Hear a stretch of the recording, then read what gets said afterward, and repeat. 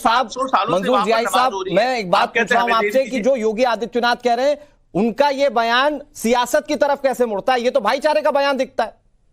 कैसा ये आप भाईचारे का कैसा क्या बयान कैसा दिख रहा है आपको? आपको मुसलमानों की आस्थाएं नहीं दिख रही हैं, वहां इबादत गाहें नहीं दिख रही हैं, वहां पर सजदे और नमाजें आपको नहीं दिख रही हैं। हजारों साल से लोग जब नमाजें अदा कर रहे हैं वहां पर, वो आपको अपना दर्द, हमारी तकलीफ, हमारी परेशानियां, हमारी मोहब्बतें, हमारी अकीदतें, हमारा प्यार, हमारी इबादत आपको दिखती नहीं है। आपने कहा कि ये भी हमें दे दो, आपने कहा ये भी हमें दे दो, आप सभी ले लीजिए ना। ज्ञानवापी को कैसे बनाया गया था वो आप, मुझे तो नहीं लगता कि मुझे इतिहास पढ़ाने की जरूरत है, लेकिन वहां पर भगवान शिव को लेकर क्या आस्था है वो आप अच्छे से जानते हो। नहीं है तो मैं बता देता हूं, द्वादश ज्योतिर्लिंग में से एक है वहां पर काशी विश्वनाथ। समझ लें मोहतरम, इस बात को समझ लें, बनारस की तमाम तवारीख को निकाल करके देख लें कि हजारों साल से वहां पर किस तरीके से लोग नमाज पढ़ते आ रहे हैं और एक दूसरे की तई मोहब्बत का इजहार करते हैं। हमारे हिंदू भाई अपनी इबादत करते हैं, मुसलमान भाई यहाँ जब दूसरे के धर्म के सम्मान की बात होती है वो दोनों तरफ से होता है, लेकिन जब बात संवाद से रास्ता निकालने की हो, बजात कासमी साहब, संवाद से रास्ता निकालने की बात जब हो तो क्या ये इतना मुश्किल है क्या?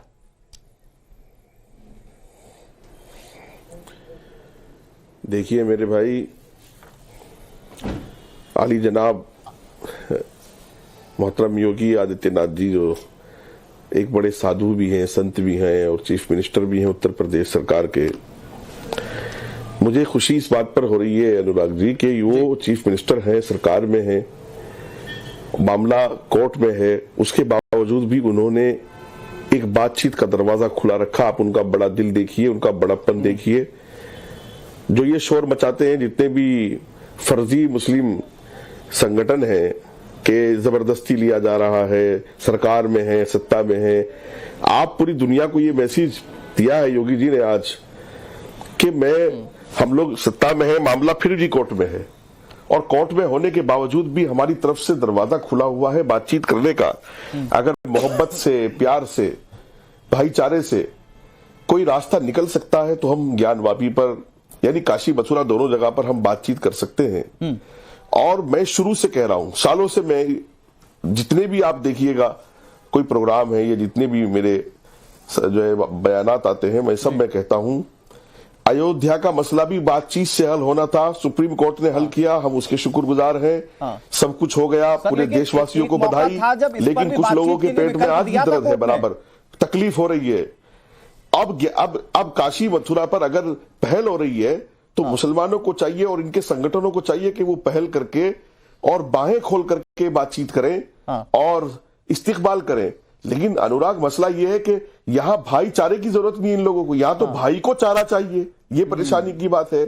आप इनकी तकलीफें नहीं देख रहे। भाई आप बहुत बड़ी बात कह रहे हैं। मुझे लगता है कि आज देश में इसी तरह की सोच की जरूरत है। मंजूर जियाई साहब, मैं आ रहा हूं आपके पास। हमारे साथ बेहद खास मेहमान भी जुड़ गए हैं, हमारे साथ साजिद रशीदी जो जुड़ गए हैं स्टूडियो में। और साजिद जी, आपने जब आप स्टूडियो में दाखिल हो रहे थे आपने सुना बजात कासमी क्या कह रहे थे?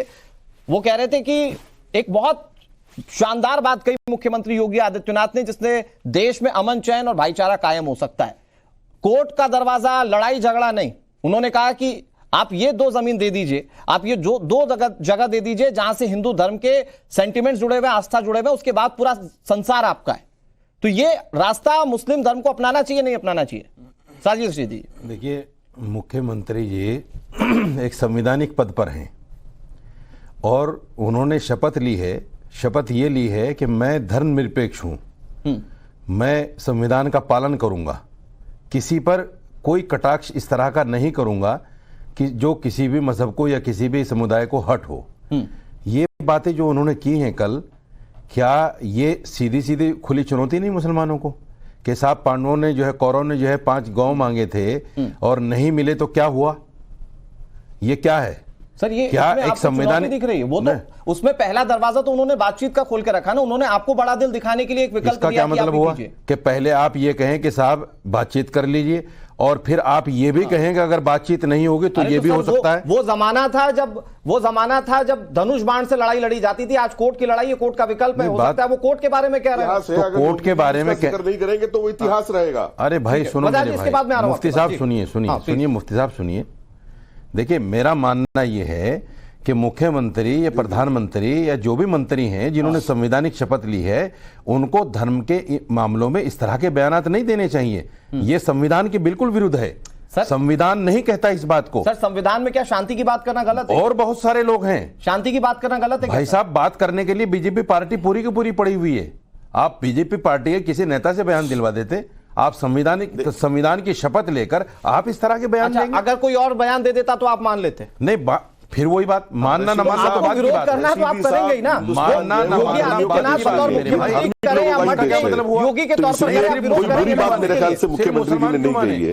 मुसलमान जो है बाबरी मस्जिद पर खामोश रहा तो ज्ञानवापी पे इनको खामोश हो जाना चाहिए, क्यों नहीं खामोश? अरे सर तो वो क्योंकि हिंदू पक्ष तो ये खुलकर सर हिंदू पक्ष तो ये खुलकर कहता है ना, सेंटीमेंट जुड़ा हुआ है। नहीं हर मंदिर से हिंदू का सेंटीमेंट जुड़ा हुआ है सर, हर मस्जिद से हिंदू पक्ष सेंटीमेंट जुड़ा हुआ है। तो खुलकर कहता है ना कि हमारे मानने वाले कुछ ही आराध्य, उसमें भगवान शिव है, उसमें भगवान कृष्ण है, भगवान श्री राम है। मुझे बताइए, अगर उनके भी जन्म स्थान को छोड़ देंगे तो कहां जाएंगे पूजा करने? बाबरी मस्जिद के मामले में आपने सुप्रीम कोर्ट को सुना कि नहीं सुना अनुराग जी?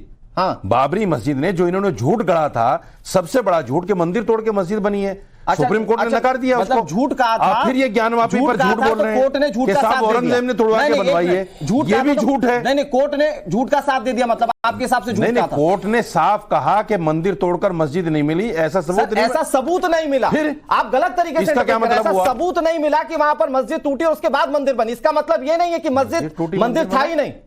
ये कोर्ट ने क्या कह रहे हैं आप? कोर्ट ने बहुत खुलकर कहा वहां पर कि ये सबूत नहीं थे कि वहां पर मंदिर टूटा और मस्जिद बनी, सबूत नहीं थे। इसका मतलब ये नहीं है कि वहां मंदिर था ही नहीं, थे नहीं। आप गलत इंटरप्रेट कर रहे हैं। नहीं, आप गलत कर रहे हैं, थे नहीं, गलत इंटरप्रेट कर रहे हैं। कोर्ट ने ये कहा, सुनिए मैं बताता हूं आपको, कोर्ट ने ये कहा कि हमें ऐसा कोई सबूत नहीं मिला कि मंदिर तोड़कर मस्जिद बनी हो। सर जब ये सबूत नहीं मिला, कोर्ट ने ये भी कहा था कि वहां पर कोई इस्लामिक ढांचा नहीं मिला। आप अपने हिसाब से बताते टीवी पर बैठ के। कोर्ट ने ये भी कहा कि वहां कोई इस्लामिक ढांचा नहीं मिला। कोर्ट ने इस बात को भी माना कि जो कह दिया कोर्ट ने। सर आप पढ़िए एक बार, सर आप पढ़िए। क्या बात कर रहे हैं आप? चुप रहिए, आप लोग तैयारी करके नहीं आते। सर आप मुझे बताएंगे तैयारी करना, पढ़ाई करना, आप एक बार पढ़िए। कोर्ट ने बहुत खुलकर कहा, कोर्ट में इस बात को बहुत साफ तरीके से रखा गया। कोर्ट ने चार बातें मुख्य रूप से कही, सुनिए, चार बातें मुख्य रूप से कही, सुनिए, और मैं आपको चैलेंज करता हूं, इनको झुठलाइए। सबसे पहले कोर्ट ने यह कहा कि 1949 में जो मूर्तियां रखी गई, ये गलत तरीके से रखी गई, चोरी से रखी गई। कोर्ट ने साफ कहा। इन्होंने कहा था रामलला प्रकट हो गए। कोर्ट ने यह भी कहा कि हमें ऐसा कोई सबूत नहीं मिला जिससे पता चले कि मंदिर तोड़कर मस्जिद बनी हो। कोर्ट ने यह भी कहा कि 1992 में बाबरी मस्जिद को इल्लीगल तरीके से तोड़ा गया। कोर्ट ने यह भी कहा कि जो लोग इस कॉन्स्पिरेसी में शामिल थे उनके खिलाफ कार्रवाई होनी चाहिए। इससे ज्यादा क्या चाहते हैं आप कोर्ट से? अब मैं बताता हूं कोर्ट ने और क्या कहा। कोर्ट ने और क्या कहा, और फिर भी कोर्ट ने अपने साजिद रशीदी आप सिर्फ कहकर निकल नहीं जाएंगे। पहली बात तो ये आपको भी पढ़ लिख कर आना चाहिए। क्या मसला है? कोर्ट ने इस बात को भी कहा उसके ऑब्जर्वेशन में कि मंदिर तोड़कर मस्जिद बनी, इस बात के सबूत नहीं मिले। इसमें यह कहीं कोर्ट में नहीं है कि वहां पर मंदिर था ही नहीं। तो आप अपनी तरफ से इंटरप्रेट क्यों कर रहे हैं? दूसरा एक, अरे सर मैंने आपको सुना ना, आपके फैक्ट्स को सुना ना, सुनिए मेरी बात, आप मेरी बात सुनिए, आप मेरी बात सुनिए। दूसरा पॉइंट ये कि वहां पर इस्लामिक ढांचा नहीं था, वहां पर इस्लामिक ढांचा नहीं था, वहां पर इस्लामिक ढांचा नहीं था। कोर्ट ने इस बात को भी कहा, आप एक बार पढ़िए। और दूसरा ये कि सिखों के जो धर्मगुरु थे वो वहां पर 500वीं ईस्वी में वहां पर दर्शन करने के लिए गए। आप पढ़िए, मैं आपको उसको भेज